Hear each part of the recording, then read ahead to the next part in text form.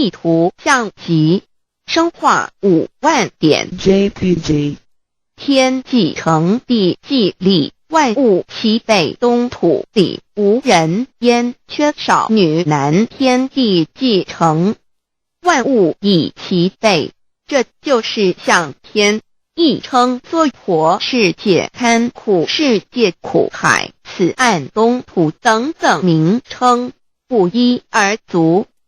这世界被创立之后，尚无人焉，缺少男女，整个世界乏人管理统治。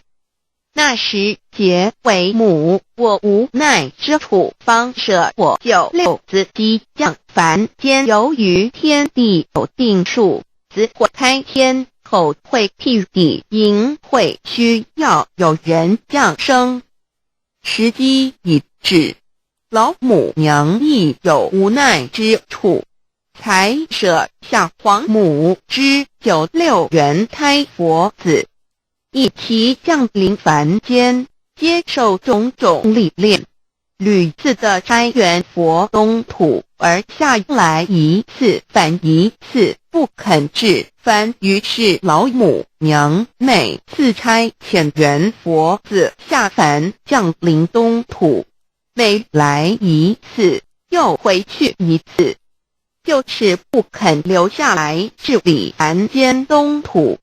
无奈何为我造下血酒3山坡红，醉了菩萨佛身，在无可奈何之下，老母娘只好造下血酒，在3山坡红醉了原本就是佛菩萨的原胎佛子，设一个大仙池其来洗澡，趁机会先衣邪收回礼天。老母娘还设一个大仙池，好让大家一起来洗澡，趁机会将大家的仙衣仙鞋都收回礼天。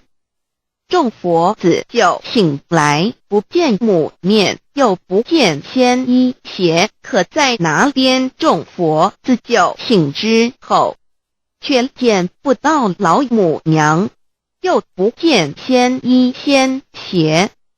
为娘我悲痛泪源自呼唤耳，众等速东奔，莫要再怜老母娘，因为要与众原胎佛子分离，故而心中感到悲痛而流泪，并且呼唤众佛子速速往东土而去，千万别再留恋于理天之舒适自在。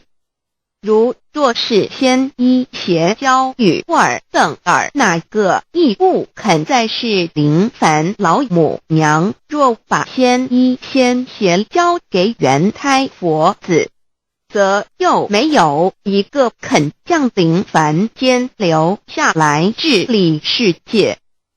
这树枝和树叶遮寒地冷，饿了吃松果子，可饮清泉到了凡间。若天气寒冷，就折些树枝和树叶来遮盖身体，以御寒地冷。